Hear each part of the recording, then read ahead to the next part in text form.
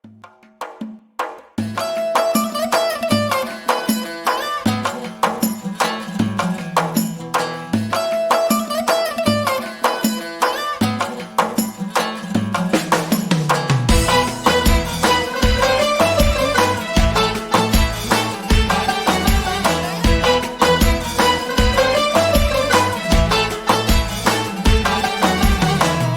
canatın miydi?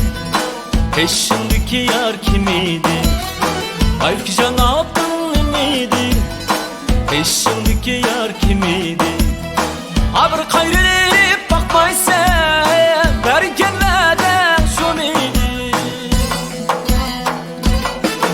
Ey yol bolsun ki can yol bolsun, baskan üzümüz gül bolsun. Yol bolsun ki can yol bolsun, baskan üzümüz gül bolsun.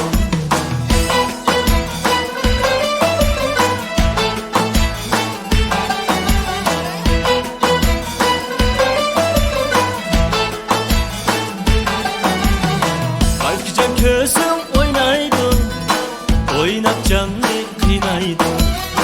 Kalp can közüm oynaydı, oynat canlı kıynaydı. Akımı vermen bülekke, umdun vapa kelmeydi. Ey yol bolsun ki can yol bolsun, baskan üzümüz gül bolsun.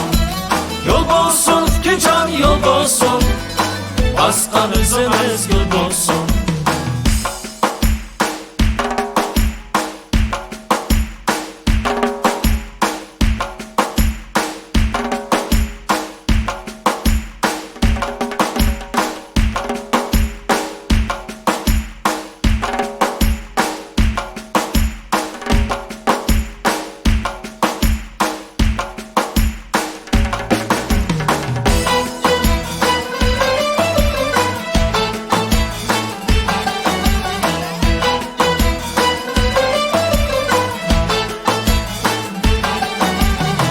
Kalp can közün karası, Hindistan'ın siyasi.